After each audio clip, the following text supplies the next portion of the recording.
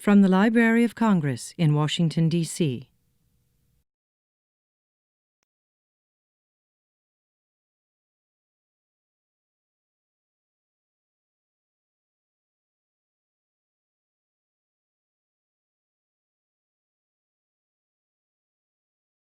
Good morning, and welcome to our 7th of 8 talks in our NASA lecture series this year. I am Stephanie Marcus from the Science, Technology, and Business Division. And today I think we can say, Houston, we don't have a problem because Houston is the world champions in baseball. Hooray! And I did see someone from NASA, from the Johnson Space Center, who was in an orange spacesuit and had all kinds of things hung on him. Go Astros. So, exoplanets. Everyone seems to love them. It's not enough to love our own planet. We have to love that which we know very little about. And today we have the perfect person to tell us about exoplanets. Our speaker is Dr. Padi Boyd, and she's chief of the Exoplanets and Stellar Astrophysics Laboratory at NASA Goddard. She has her BS in astronomy from Villanova, and she was originally more of a music, artsy kind of person, and then she turned towards astronomy later in high school, and look at her now. And then she went to Drexel and got an MS and a PhD in physics and atmospheric science.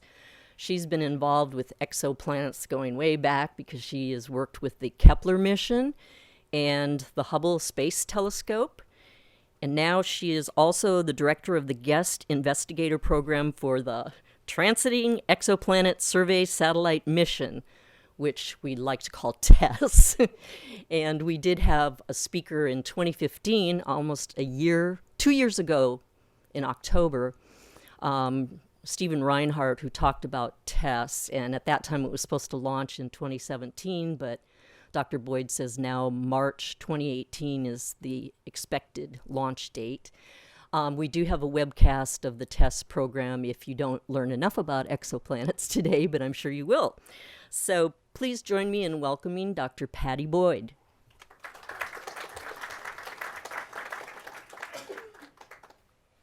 Well, thank you very much, Stephanie. Can you all hear me okay? All right, it was a real pleasure to be here at the Library of Congress. I am really excited to visit the building and the people and to talk to you about the very exciting field of extrasolar planets, excuse me, or exoplanets as we call them, planets around other stars. So I thought I would start off with a very thought-provoking engraving that most people have seen in some time or another in their lives. It's from the late 1880s. And it was an engraving that first appeared in a textbook about meteorology, the study of the atmosphere. But it's so thought-provoking, and it really has so many things going on in it that many people can read a lot into this engraving. It's someone who's peering beyond what is known around them, in the world around them, the sun, the moon, the stars. And they're peeking through, and they're catching a glimpse of what's going on beyond. And this particular image, you can see the familiar trees on the earth, the sun setting, moon and stars in the sky. And then beyond that, a picture of a mechanistic solar system. So some people associate this image with the birth of the scientific revolution, because human beings, ever since we've been able to sit around a campfire and talk to each other and share ideas, we've known that some stars are the same in relation to each other every night, and that others were wanderers. The wanderers were the planets, been known about for centuries, but it was only during the scientific revolution where scientists like Kepler and Galileo put the picture together, and Isaac Newton, of what was really going on in our solar system.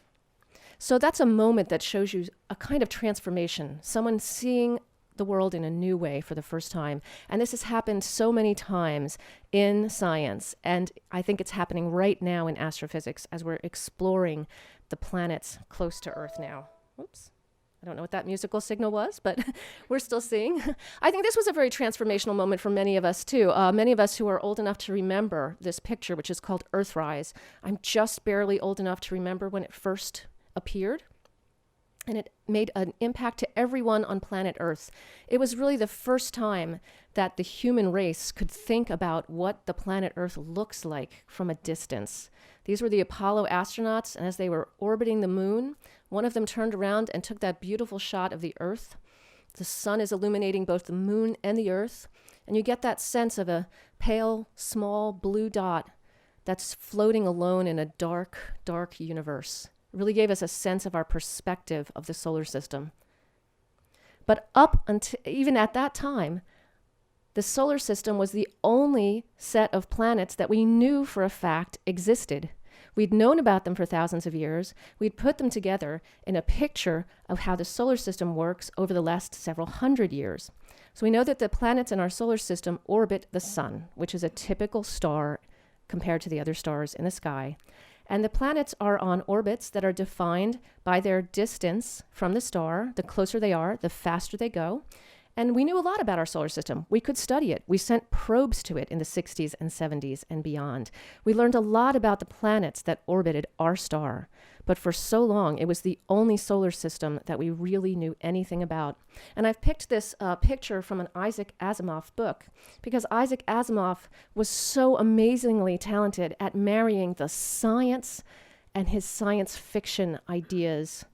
So he really brought science to humanity through his science fiction stories, and he also embedded them with great science.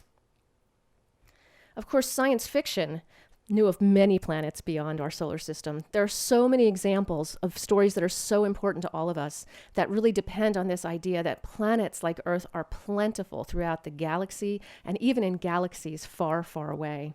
So there are many scientists who are interested in exoplanets who can tie their first moment of really thinking about planets beyond our solar system to some moments in Star Trek or Star Wars, or something where they were exploring planets beyond our solar system. But for so long, those were just dreams and stories. And when we'd look up at the night sky, this is a picture actually from Joshua Tree of a beautiful dark sky, and you can see the band of the Milky Way there. The sun is one of hundreds of billions of stars in the Milky Way galaxy. And some lucky nights we're lucky to really look at a huge swath of stars. And for generations, all we could do was look at those stars and wonder, is the sun unique? Are we the only star out there out of hundreds of billions that have planets around them? And that was the only thing we knew for sure. But scientists are persistent. Our technology develops and allows us to learn more and more as time goes on. So one of the reasons we didn't know about stars that had other planets was because they're very, very hard to detect. The star's light vastly outshines a planet's light. Planets are just little specks compared to giant stars, 10 billion times brighter typically. But our technology got better and better so that instead of seeing the planets, we could allow ourselves to detect them indirectly. One method is called the radial velocity method. And what this relies on are just simple Newtonian mechanics. Remember, Isaac Newton put together a picture of how the solar system works, and it's based on gravity. And we know that all stars are obeying these laws. So if a star has a planet orbiting it, we know from Newton that they're orbiting a common center of mass. It's not the star being completely static and the planets orbiting around the star. They're actually both in orbit. The planet's orbit is bigger because the center of mass, where most of the mass is inside the star typically for a small planet. But that doesn't mean the star doesn't move at all. If our technology gets good enough, we can detect that tiny wobble from a star that's telling us that a planet is imparting that wobble on it. It's called the radial velocity method, and it was really getting going in the mid-90s. Of course, we were looking for solar systems that looked a lot like ours. We knew big planets were going to be the ones that imparted that signal strongest on the stars. But the big planets in our solar system are Jupiter, Saturn. They are way, way far beyond where the Earth is. They take years to go around the sun, 5, 10, maybe even longer years. So people were looking for signals in their data from big planets that they thought would be like Jupiter and Saturn. They were so focused on what they were expecting to see from our solar system that many of the scientists who were working this area missed the first signals. This is actually the discovery image. It's actually the confirmation image by a group, Jeff Marcy and Paul Butler. who confirmed a planet called 51 Peg b orbiting the star 51 in the constellation Pegasus. So what you see there is going up and down is the velocity of the star coming towards us and moving away from us, towards and away, in a perfectly periodic way that's telling us what the orbit of that planet was.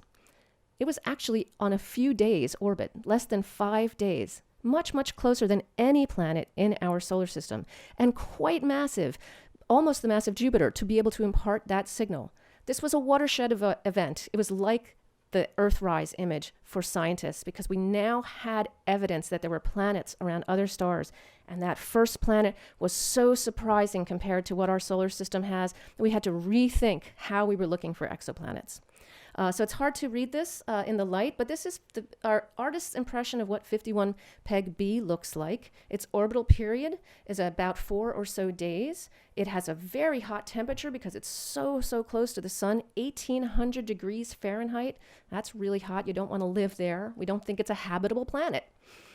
And then as we start thinking about what that means to be habitable, we start to get a sense that the planet like Earth, maybe Venus, maybe Mars, are in a region near our star called the Goldilocks zone, where they're not too hot for water to exist on the surface, and they're not too cold for all the water to be frozen. So we started to find planets, but they were not in the habitable zone. And exoplanet discovery started to take off. There are several different methods you can use to discover exoplanets. And so in 2009, NASA finally completed a mission called Kepler. Kepler was actually dreamed of decades before it was built and launched by a principal investigator named Bill Barucki. He knew theoretically, he wrote a paper that said if you were very careful with your photometry, how you measure your light, that you could detect a tiny dip in the light as a planet passed in front of the star. That's called a transit.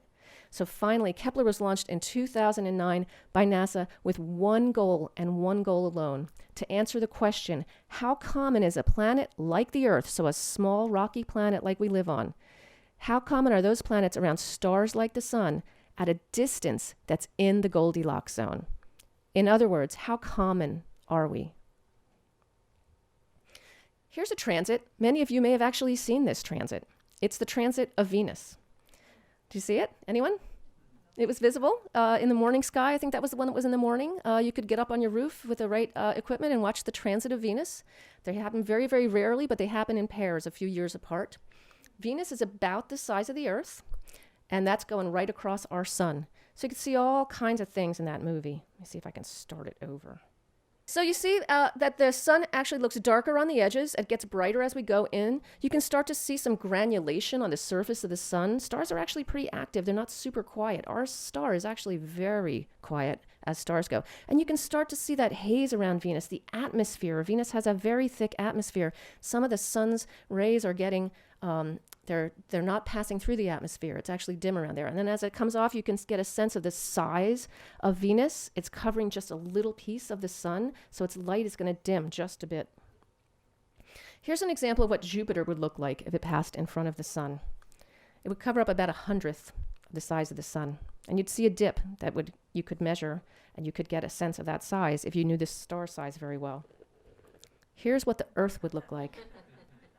That's hard.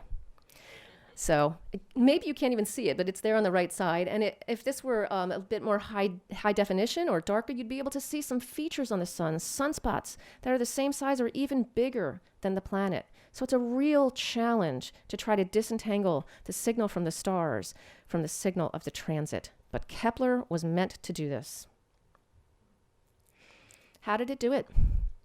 Well, we launched Kepler into a really interesting orbit called an Earth-trailing heliocentric orbit. So it's almost on the same orbit as the Earth, but it was a little bit further out, so it lags behind us. And that orbit was a very good orbit for us to stare without blinking at this patch right above the Milky Way galaxy. It's near the Cygnus and Lyra region of our Milky Way. If you're familiar with the constellations, you'll know to look out in the summertime near the summer triangle.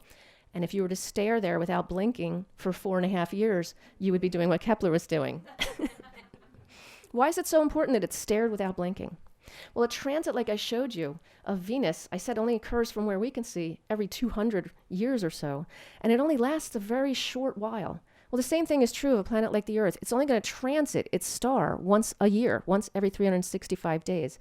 We have to be perfectly aligned in order that that planet passes in front of the star as we're viewing it from our vantage point in the Milky Way. It turns out that we expect only about 1 in 100 stars are going to be aligned with us so that we would see transits. So you have to look at a lot of them. So we had looked at 150,000 stars, getting a brightness reading every 30 minutes for 4.5 years, pausing only to turn around and dump the data back to Earth so that we could detect these tiny transits in 1% of those stars, if planets were plentiful. But of course, one of the questions Kepler wanted to answer was, how plentiful are they?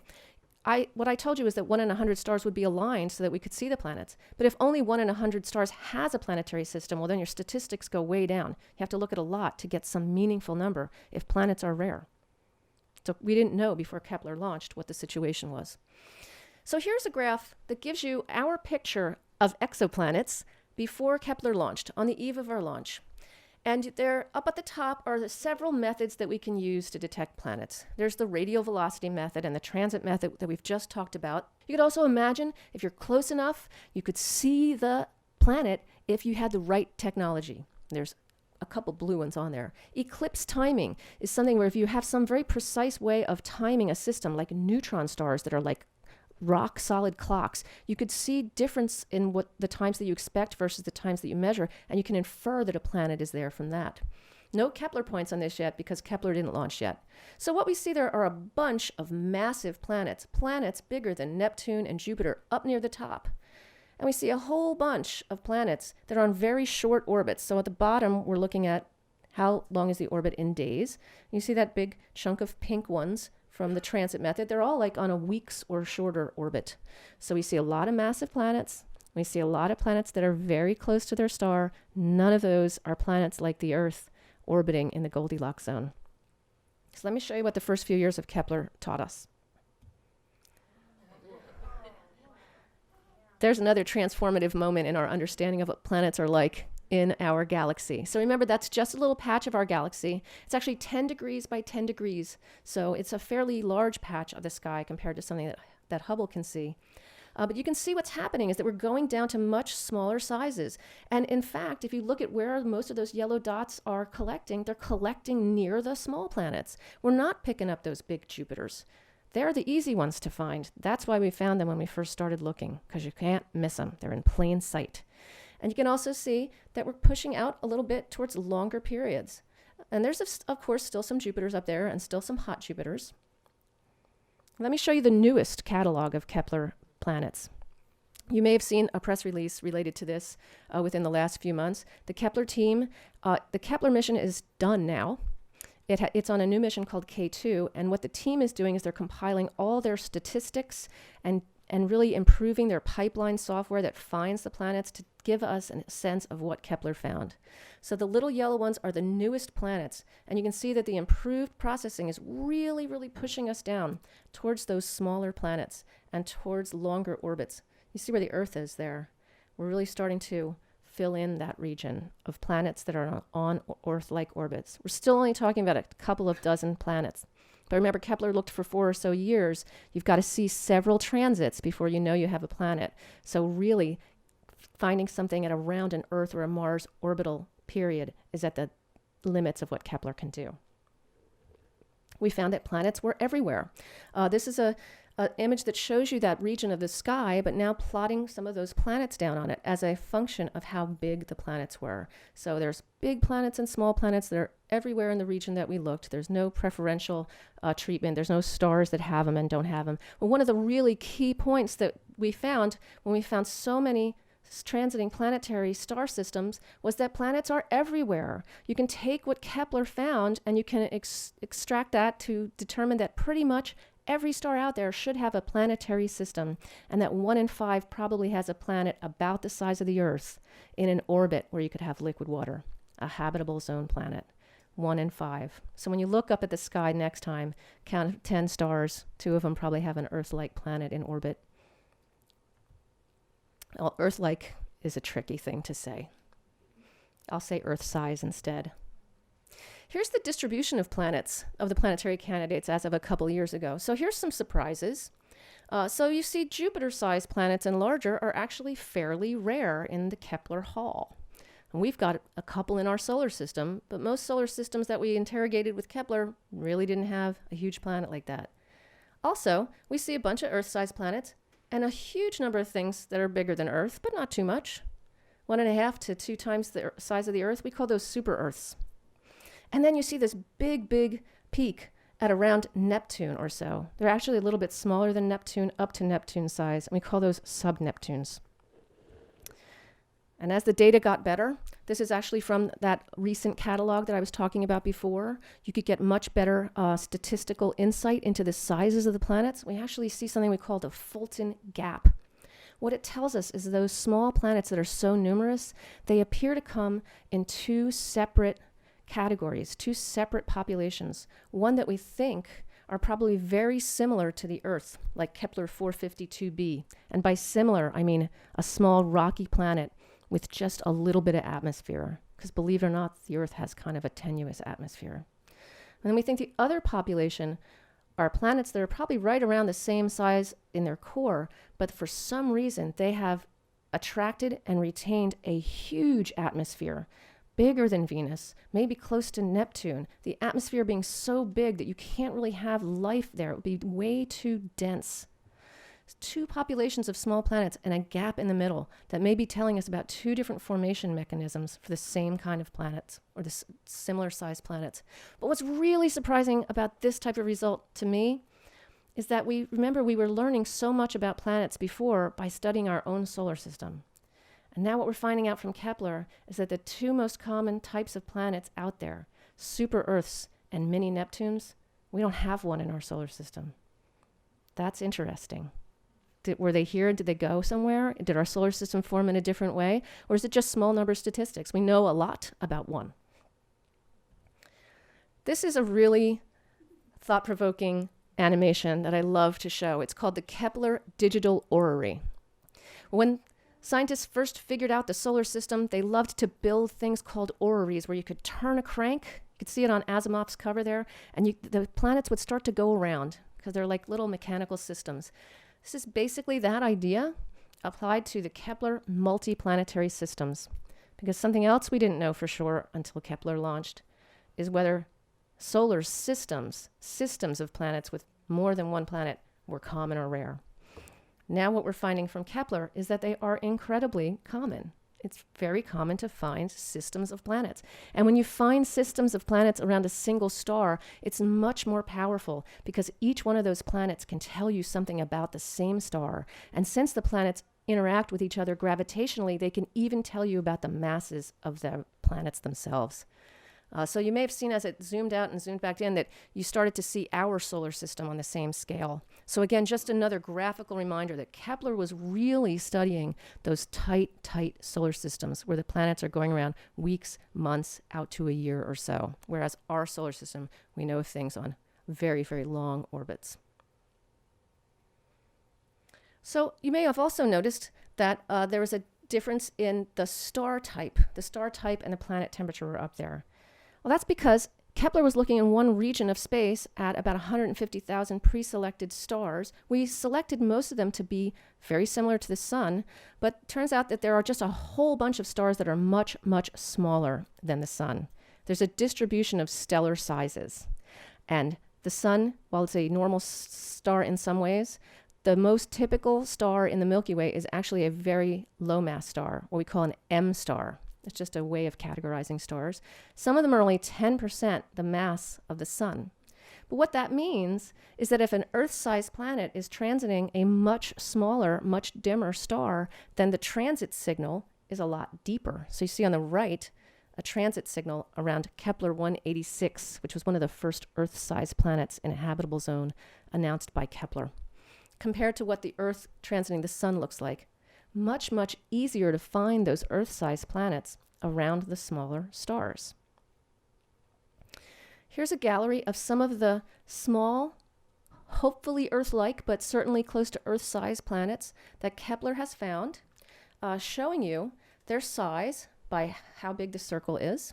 There's Earth up there, sort of towards the top and the middle, and giving you a sense of the habitable zone. We're sort of right smack in the middle of the habitable zone, we think. We could exist closer in. We'd have a completely different climate. We'd probably be a different species. We could also be pushed out. We would have different characteristics as well, but we believe liquid water could have formed and existed on the surface and life could have flourished. And we can set that Goldilocks zone or habitable zone by how much radiation planets are receiving from their stars. So on the top axis there, you're getting a sense of what type of star are these planets around and how much sunlight they're getting from their star. How is that habitable zone defined?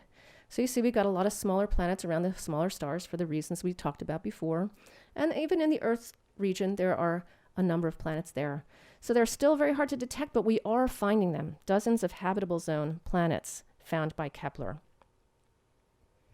This is again an update from that latest catalog. The yellow ones are the new ones. So you can see that last run of the Kepler data found habitable zone planets and small planets that were getting closer to Earth analogs, which is exactly what we were expecting would happen with Kepler.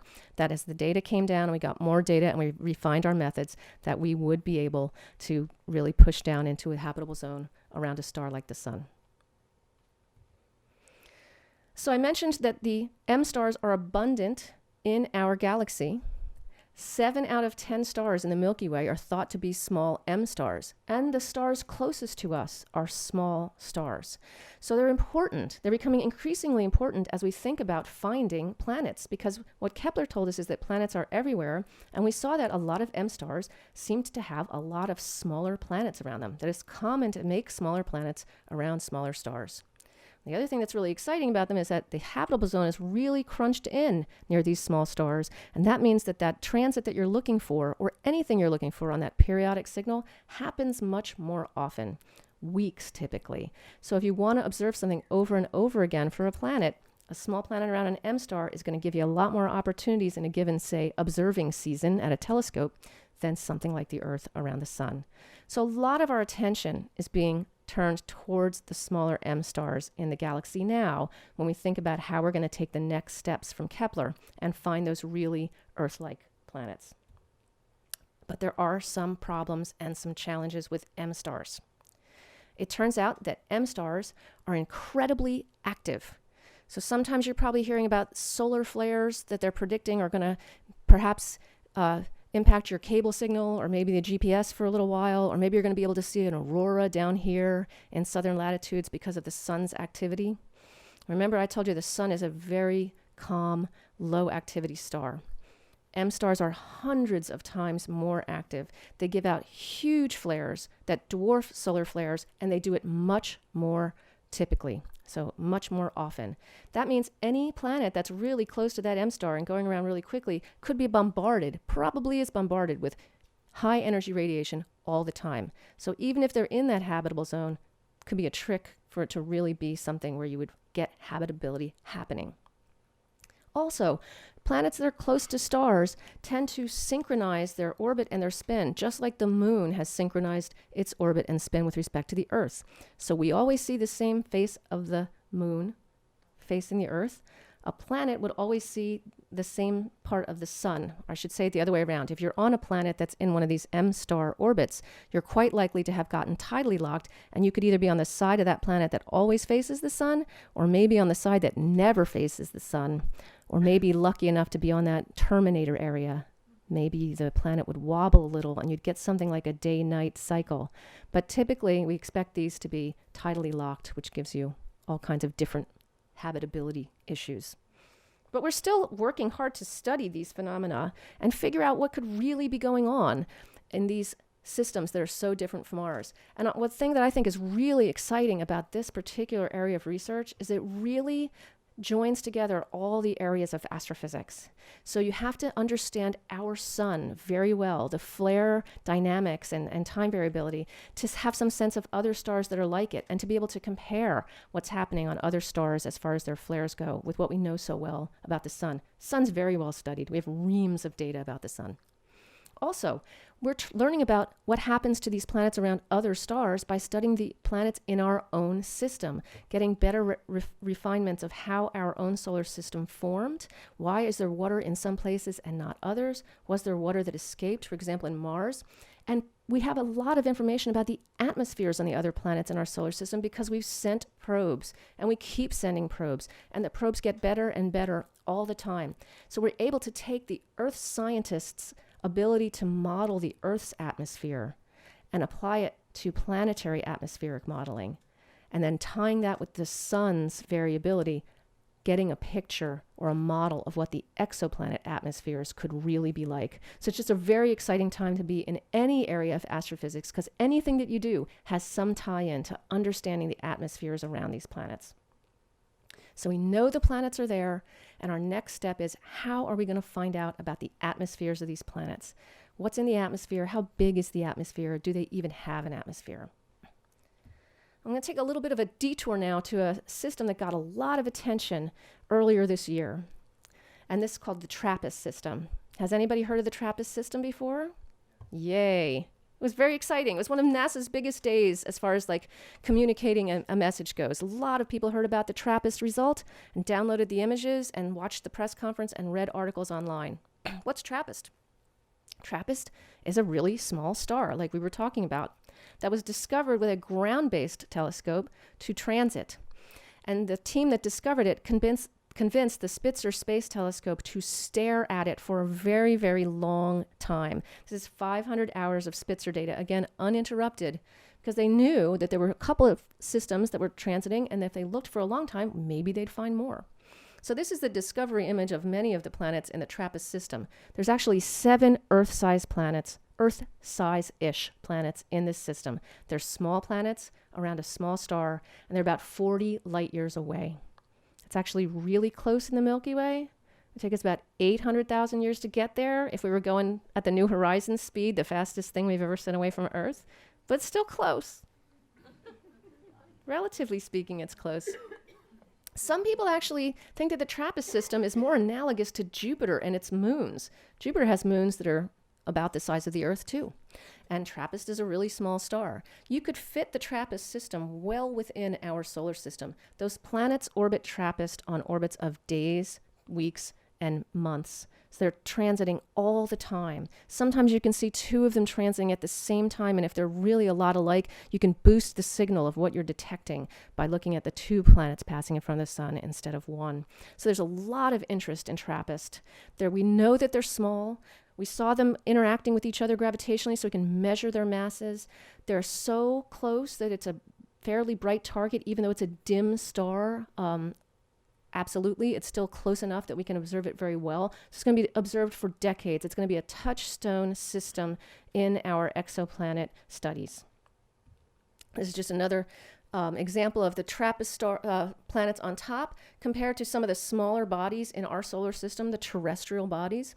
And you can see where it says planet radius there, the third down, that they're all pretty darn close to 1 Earth radius. So they're a really good size. And some of them are in the habitable zone. They should have formed in a place around that star where they had ice and water, and as they migrated in, kept some of that water on their surface. So they're also excellent candidates for looking for life signs or at least water signs. How are we going to do this, and how are we going to find more systems like TRAPPIST? Well, we're going to launch something called TESS. Transiting Exoplanet Survey Satellite, as Stephanie mentioned earlier. It's actually a fairly small telescope. It's 4 cameras that are pointed in a row, and it's going to launch in 2018 March, and it has one purpose. It's going to do an all-sky survey of the stars near us to look for planets transiting nearby bright stars. So Kepler wanted a statistical answer, and it looked at stars that were very far away. TESS is going to look for those transiting planets now around our nearest neighbors. We know they're out there. We're going to find them. Here's an overview of the mission. It's what we call a NASA Explorer mission. NASA has big missions like Hubble and medium missions like Explorers. We launch balloons and sounding rockets as well. It's managed at Goddard. The lead institution and science team is led by George Ricker at MIT. It's being built down in Virginia at Orbital now. I have a beautiful picture of it all coming together. It's going to take 2 years to survey the sky. It's going to do the southern hemisphere first for 1 year, and it's going to turn over and do the northern hemisphere. And they've designed it so that they can detect enough exoplanets this way that they can then go to the ground-based follow-up observatories to confirm them and measure their masses. 50 small planets at the end of this. These cameras are really wide field compared even to Kepler. So one camera you could actually put the entire Orion constellation into. Go out some night when it's clear and look at Orion. It's a huge constellation. That's one of 4 cameras. So it's really looking at a huge swath of the nearby stellar neighborhood. Here's a comparison of the Kepler search space. So Kepler was looking at one region, at basically a cone, where the average distance of the stars was 3,000 light years. And it only looked at less than 1% of the sky. That is TESS's search space. We're going to look at virtually the entire sky. There are definitely some gaps, but those stars are more like 200 light years near us. Lots closer. They're going to be brighter. And they're going to be all over the sky. There it is. It's taken a long time to take a picture like this of TESS, but that's a solar array test. The spacecraft is all put together. That's the antenna you're seeing looking at you. That's going to beam our data down every 13.7 days once we go around that orbit. You can't really see the cameras, but they're on top. So we're really excited for TESS. We know it's going to find transiting planets. We can't wait to get to the telescopes and find out what their masses are and maybe have another few TRAPPIST-like systems where we can really start to figure out what's going on in the atmospheres. But all of these missions I've been talking about so far, really what they're doing is they're discovering exoplanets. They're collecting where the exoplanets are. And we're learning about the sizes of the exoplanets, that there's a wide variety of sizes. But we don't know very much more. There's more than 4,000 exoplanets known right now, more than 4,000 just from Kepler alone as candidates. We're not sure what any of them really look like the way that our own solar system planets are known. So how are we going to get there? Well, we have to turn to the most powerful telescopes that exist today and that we're launching soon and that we're planning for the future in order to really get these answers. We've got enough data now that we can really design these experiments well to take these next steps. So I'm going to take a few minutes, just talk about what direction, one of the directions that we're going in. This is an artist's concept of some work that's being done with the Hubble Space Telescope right now. It's been going on for the last few years, and there are several large programs that are devoting Hubble Space Telescope time to measuring the spectra of what we call those hot Jupiters, those very massive planets, to look for spectral signatures, little parts of the light that are missing where elements have been absorbed by the light. So what we see here is a signature of methane in a planet's atmosphere. Methane is one of the gases that we think could be a biosignature. A lot of biological material makes methane. It's not easy to keep methane in an atmosphere if there's no source for it in certain conditions. So methane is exciting. We can actually see it in a Hubble spectrum. These are just really the baby steps that we're taking here. That doesn't tell you where the methane came from. It doesn't tell you a lot about the atmosphere other than that you've seen a methane line in absorption. But we do know that the James Webb Space Telescope is going to be able to take the next step. So James Webb Space Telescope is launching in 2019. You can see it's quite a bit bigger than the Hubble Space Telescope. Hubble Space Telescope mirrors 2.4 mirrors. JWST dwarfs it. It's hexagonal mirrors that come together and can reposition themselves. It has a sun shield there at the bottom that's the size of a tennis court that's going to keep it very cold because it's going to make measurements in the infrared, so red part beyond the red part of the visible spectrum. That's where a lot of exciting stuff happens in astrophysics, both for exoplanets and for the distant universe. That's actually a picture of the James Webb Space Telescope. It was put together at Goddard in the clean room, and that was one of the days that it was facing the window. So it really is huge. It really is ready to roll. They're down testing it in Johnson. It's actually out of testing now. They're warming it up in the big chamber where they did a lot of the Apollo testing. Next, it'll go off to get the sun shield mated to it, and it'll launch from French Guiana in 2019. We're so excited about what it's going to find. There's also been a lot of interesting work done in our own solar system studying the Earth. There are a lot of planetary missions that you could turn around and have them look at the Earth. The picture on the left is actually an image that was taken, I believe, from Cassini. You see that little blue dot in there is the Earth from the distance of Saturn. And that's better than we're going to see exoplanets around other stars, but it's still so tiny. But there were efforts made to tease out the spectrum of the Earth, both in the light that's coming right towards you and also as a transmission spectrum. So when we're looking at a lunar eclipse, where the sun is behind the Earth and we're looking at the moon that's red because the Earth is blocking the light on the moon, but some of the light is passing through the atmosphere and bouncing off the moon. So you can get some spectral signatures of the Earth in these ways that are not directly looking at the Earth. And we know that we can see some signs in those Earth spectra that tell us that biosignatures are on the Earth. So that's a really exciting prospect for the future. If we can do the same kind of thing with nearby exoplanets, can we see evidence of water, evidence of clouds, evidence of tectonic activity?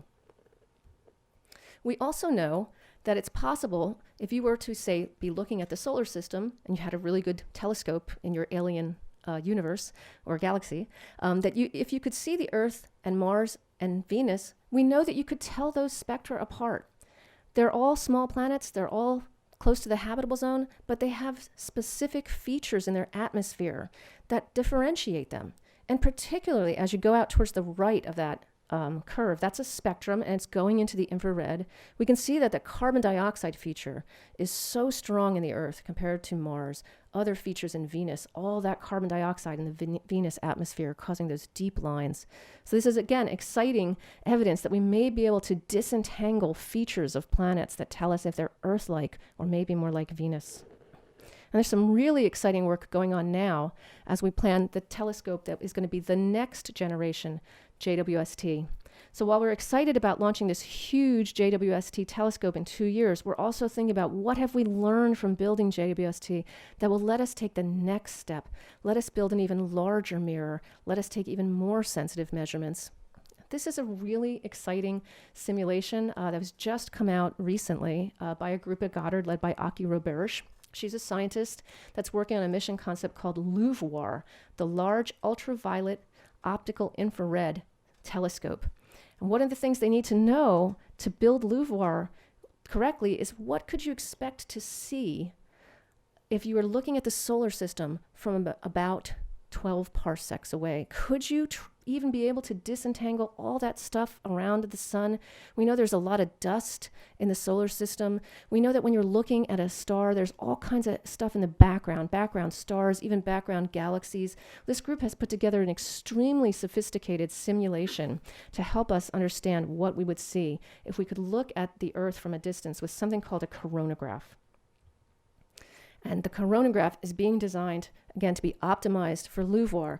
There's the Hubble mirror, there's the JWST mirror. Look at LUVOIR. It's going to be yet again huge, but achievable now. We know we can do something like this. Let me show you a little movie of what a coronagraph does.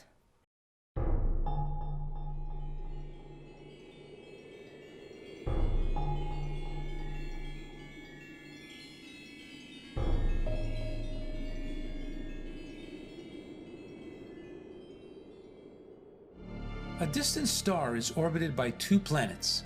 One looks similar to the Earth, the other is a gas giant. When viewed from a distance, the two planets disappear into the glare of their sun. How could we ever find these planets all the way from the Earth? By using a space telescope with a coronagraph to separate starlight from planet light. As the star's light passes through the telescope's large mirrors, it picks up small distortions. Diffraction adds concentric rings to the image we see. To reveal the planets, first a coronagraph uses a mask to block much of the star's light and redirect the remaining light to the outer edges. A washer-shaped device can now block most of the rest of the star's light. Because the planet's light comes in at an angle, it misses the mask and passes through the center of the washer. But when we turn up the image signal by collecting more light, we can see that the planets are still hidden under blobs of leftover starlight. To remove these blobs, the coronagraph has a special deformable mirror that can change shape by using hundreds of tiny pistons. This can correct distortions in the light beam. As the mirror deforms, the blobs of light as seen in the monitor slowly begin disappearing, finally revealing the brighter of the two planets. Afterwards, the fainter planet also comes into view. We can now see objects more than 1 billion times fainter than the star. And if the light from these planets is passed through a prism, we can spread it out into rainbows of color. But some colors are missing. They were absorbed by gases in each planet's atmosphere, giving us important clues about their composition. The search for life in the universe has taken a new step forward.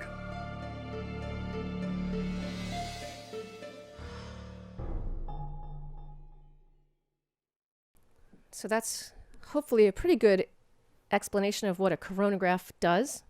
It's really exciting engineering and math and science and software, and we believe it is going to be able to cut down so much of the star's light that we would be able to differentiate Earth, Venus, and certainly Jupiter if we had a telescope like LUVOIR at the right distance. So this is extremely exciting. It's definitely our next steps that we would like to take. LUVOIR is just one of many large missions that NASA is studying. There's 4 large mission studies happening right now. There are 2 that are focused on exoplanets. LUVOIR is one, and another one called HabEx for habitable exoplanets. They share a lot of similar characteristics. They want to have a big mirror, want to have a coronagraph on board so that you can block out that starlight and start to see the planet's light and take spectra of it and find out what's in the atmosphere. But they just have slightly different mission characteristics. LUVOIR is meant to do as much in the distant universe as it is to do in exoplanets, whereas HabEx is a bit more focused in its science case, but it can also, of course, do lots of astrophysics as well. And we're waiting to see what the community directs NASA to do. Every 10 years, the country takes part in a decadal survey of astrophysics, and this directs the government science centers about what they should focus on in the next 10 years. So we're gearing up for the next decadal survey. It'll be happening in 2019 and 2020. Those 4 mission studies I was talking about, they will be going into the decadal survey. We're waiting to hear what the community of scientists that are involved in that recommend. We're certainly hoping LUVOIR and HabEx are very highly ranked so that we can start to really tease out these exoplanet atmospheric signatures. This is sort of just the sweep of NASA and ground-based astrophysics missions that are focused on exoplanets right now. I showed you some Hubble results, some Spitzer results. We talked about some ground-based results. We looked at a lot of Kepler data here. I told you how excited we are for TESS to find those nearby transiting exoplanets we know we're going to find and be able to follow up with Hubble and the James Webb Space Telescope. I didn't even get a chance to talk about the Wide Field Infrared Survey Telescope, and I can't because I don't have time, but it's going to launch as well. And then that last mission around the bottom there is this future mission that the decadal survey will tell us what it will be like. So I hope I have convinced you that we really are standing on the edge here of our knowledge of what we know about our solar system and extrasolar systems, and that we've started to peel back that veil and put together a much bigger picture of how planets exist around stars, and we'll take the next step to determine how they formed around stars and around our sun, and we're soon to take the next steps in determining what those atmospheres around those planets look like and whether or not they have elements in them that we could tie to biospheres, life, or compatible with life. So I hope that the next time you look up in the sky at the Milky Way, instead of seeing something that shows you that there are billions of stars in just our galaxy and so many galaxies out there, that you'll also think about the planets that are there that you can't see, the ones that we didn't know about when I was a kid and that we know now are everywhere, and think about what we're going to find out when your kids are my age. It's a great explosive time. So this is a picture of Galileo's telescope. It's a scale model.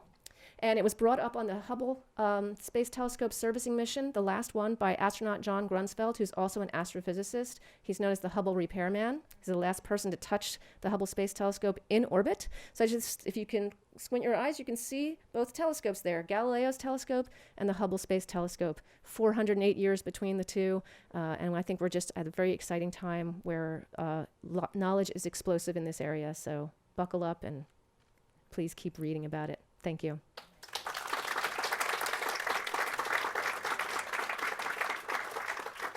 Thank you so much. And if anyone has questions, we'll take them now and repeat them. Okay. Well, let's start in the front and go around. So, just maybe two questions if I can cheat. Can we not get a pretty good idea of the composition of particularly the smaller planets, or if that's what we're most interested in, perhaps? If we know their density, I mean, we know their mass, we know the size, can't we tell if there's perhaps water there from the density of the planet?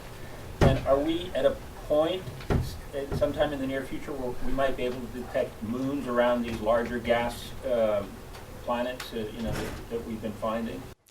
So those are great questions. The first question is about whether the density gives you everything that you would need to know about the planet, and the second question is whether we could see exomoons, moons around exoplanets. So the first one, you're exactly right. You've hit the nail on the head, and that's why when I was talking about TESS, I focused on the fact that we are going to detect a lot of exoplanets, but that we're expecting that 50 of those will be able to follow up with ground-based measurements to measure the masses. So what Kepler and the transit method in general do just gives you the size of the planet, the radius. We don't know the mass until we've measured it through a different method, usually radial velocity. And the TESS targets are going to be so close and so bright that we're expecting several dozen will be amenable to really accurately measuring the mass. And so that if you know the star very well, the size of the star, then you know the size of the planet from the transit. And once you've got its mass, you've got its density. And that gives you a huge amount of information about the composition of the planet, its bulk composition. But there's a whole bunch of ways that you can make an average density out of, either a differentiated planet like the Earth, where we've got a lot of iron in the center, and then the crust is a different density and a slight atmosphere, or you can imagine putting that together in a slightly different way where you would still have the same common density. So it's a really important step, but it's not enough to tell you everything. Yes? Oh, there's a second question. Oh, exomoons, sorry. And yes, we do think that the Kepler telescope was precise enough that it could have measured exomoons. It's a little bit trickier to do that because it's not, so the pipeline for Kepler is just meant to find transiting planets. Finding transiting exomoons around a planet requires like another level of effort in the pipeline. There's a huge amount of data in the archive. I wouldn't be surprised if someone were to try to attack that problem in the next few years, but to the best of my knowledge, they have not announced any exomoons yet. They have announced some exo-Trojan asteroids. So we have the Trojan asteroids in our solar system that are in very special orbits compared to the planets. So they make a triangle, for example, with the Sun, Jupiter, and an equilateral triangle. There's two areas where asteroids can be stable and collect and coagulate. So if you scale a lot of the Kepler planetary systems onto the same scale, you can start to see signs that look very consistent with Trojan asteroids, which is exactly what you'd expect because gravity is the same everywhere. Yes? Can you talk a little bit about the time factor? Kepler looks at one point and stays there for a long time and collects data, but doesn't make a decision on its own. The data comes back and decisions are made what the data is collected.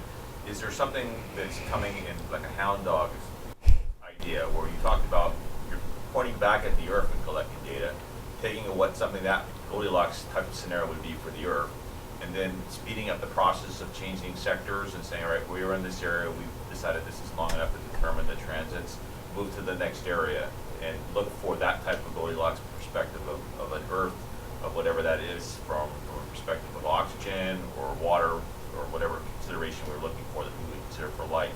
Is there something like that? Versus you don't want to miss anything, but you're so much time is spending on the majority of things not being the right thing.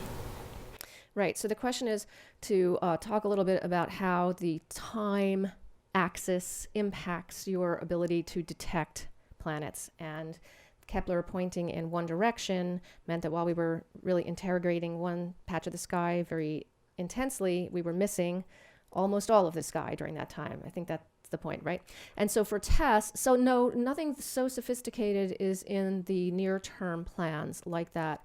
But you can imagine putting together two simpler missions to get where you're going. So TESS's main difference from Kepler is that it stares in one region of the sky with those 4 cameras for 27 days only. And then it's going to rotate to like a next slice of the sky. The camera that's at the bottom or top is basically just rotating but looking at the same stars. So those stars will be monitored continuously for about a year, whereas the other parts of the sky, we're only going to have 27 days worth of data on those stars. So we're going to be, it's a preferentially red filter, so we're going to be preferentially finding transits around those dim, low-mass stars where you can see habitable zone planets in a short amount of time. But currently there's no effort to like dynamically change your time length based on what you've found so far. You can use the TESS results to then go to telescopes and do the more sophisticated stuff. Yes? Yeah, when you find your biosignatures, being optimistic that you will, what degree of certainty will you have that you've found something that might signify life? Oh, that's a really great question.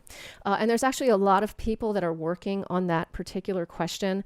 As I was talking about earlier, exoplanets has become extremely multidisciplinary. So, the astrophysicists are capable of developing these amazing telescopes with the ability, to really detect signatures in a spectra. But we also need atmospheric scientists to do modeling that tells us what are the possible sources of that feature in an atmosphere. What could be tricking us? What could look like a biosignature that isn't? And so we're using all kinds of information that we have from Earth science and from planetary science and just from modeling to start to answer those questions. So I think it's going to be very similar to the answer about like once you've got the mass, does that nail down everything that the planet is made of? We're going to have a similar answer for spectral lines and potential biosignatures. I think when we find something we'll know it is a potential biosignature, then we're going to have to do an awful lot of work modeling, theory, and just measuring many other systems before we have a sense of how secure we are in that. Just to follow up, and then what would be the next step once you've done some of that modeling? What would be the hope, like you said, when our kids at your age or future generations? So I have a 7-year-old. And I am fairly confident that when he's my age, he's going to be able to go outside with his kids and point to a couple stars in the sky and say, that one right over there has a planet a lot like Earth. We know it's about the right size. We know that liquid water does exist there, and we think that there could be life because we know of these things. The next step is not up to my generation. Keep going this way and then come back. Yes. I know there was an earlier mission proposed that hasn't been launched yet or planned, the Terrestrial Planet Finder. Mm-hmm. Is there an upcoming mission that's analogous to that, or how far off would a Terrestrial Planet Finder type mission be in the offing? So some elements of the Terrestrial Planet Finder can be found in the LUVOIR concept. But you can think of LUVOIR as a re-engineered version of the Terrestrial Planet Finder. So the question was, how soon will something like the Terrestrial Planet Finder be realized? And so LUVOIR takes some of the best ideas of the Terrestrial Planet Finder, and it takes all the information we have right now about the exoplanet populations we know of to design a mission that can really tell us something about what we know we're going to see. When the Terrestrial Planet Finder was first being designed, we didn't really know that much about the exoplanet population out there, and then some of the other things that might have made it very challenging to visually see planets, like how much dust was in the system. But we're taking what we're learning now about systems to make LUVOIR even stronger and better. There's always a next step, though, and there's people that are thinking about what do we do even beyond LUVOIR. And so there are some ideas about building super large mirrors in space using astronauts or robots near the space station, or you could launch pieces of it and put it together like a Lego. And then, of course, very much more sophisticated coronagraph technology. The movie that I showed you about where we're going in coronagraphs now, we've made huge strides there in the past decade, but we've got a long way to go there too, and you could see some kind of transformative technology there for direct imaging that you'd want to fold into the next mission as well. Yes? Ages ago, I remember reading that we shouldn't get too excited about exoplanets because there are so many double stars out there, and double stars were less likely to have planets. I didn't hear you mention double stars at all. You are right. I didn't have time to mention them at all. So you may remember that scene in Star Wars where Luke Skywalker goes back to his childhood home and he sees something terrible, and he goes out on the hill and he watches the sunset, and it's 2 stars that are setting, not 1. And people said at the time, George Lucas was, that was fantastical. You're not going to have any stable planets around binary star systems. There are actually planets around binary star systems when we found them with Kepler. The first circumbinary planets were found just a few years after the mission launched, and there's quite a collection of them. So that opens up a whole new set of questions about the stability of planetary systems. Where did they form? Do they form somewhere else and migrate in? Did they form around one star, or did the whole system form, as one? And have they interacted? Had they been around one star for a while and the other? It's fun. It's a lot of fun dynamics in that one. Yes? Actually, yeah, my question was sort of based on that. How is binary or even tertiary, if that has ever been a situation, how has it affected the means for Kepler and maybe even future tests to elaborate on these exoplanet findings? Have they impeded it, or they, I guess, even more fascinating, for lack of better phrases?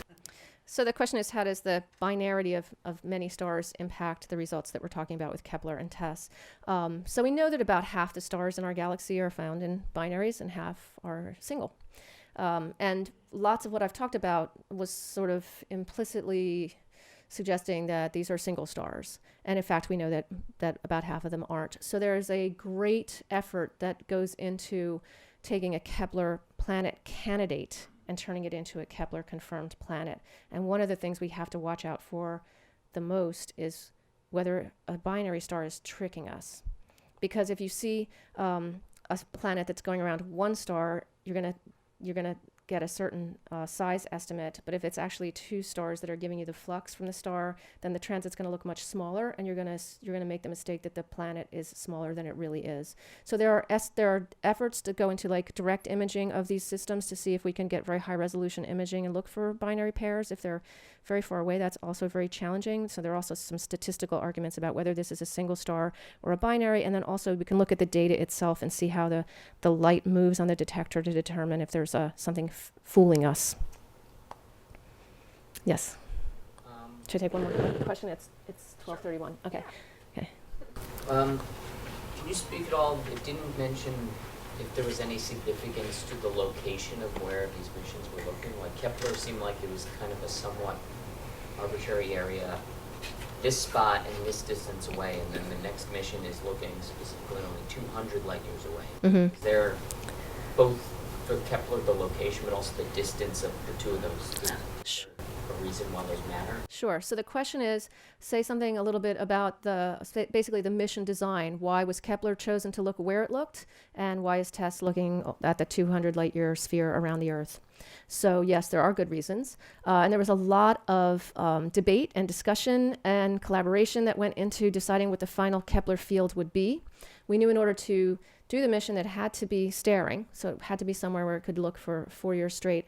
We wanted to have lots and lots of stars like the sun, so you needed a relatively dense patch of the sky, but you didn't want to be so close to the Milky Way that you had a lot of crowding, that your typical star would have other stars nearby that would dilute the signal. So you wanted to get far enough off the Milky Way plane that you'd have about 150,000 sun-like stars that you could put little postage stamp patches on top of to get the light curves. And another reason that position was chosen was because there were a lot of ground-based telescopes that could get on that part of the sky pretty quickly to confirm the planets. For TESS, once TESS was being finalized, we of course knew from Kepler that planets were everywhere, and so that made the choice of looking close, looking nearby, much, much better. We know they're going to be there. So now you can design TESS in a way that's a lot different than we design most astrophysics missions, where we're trying to look at really dim things. TESS is really meant to look at bright stars. Most telescopes saturate that when you look at bright stars, but TESS won't. So it was intentionally designed to be shallow, so that it's only going out to 200 light years, because we know there are more than enough stars in that area that it is sensitive to, that we expect thousands of planets and hundreds to be with measured masses. Well, thank you very much. Thank you. Thanks for all your good questions. This has been a presentation of the Library of Congress. Visit us at loc.gov.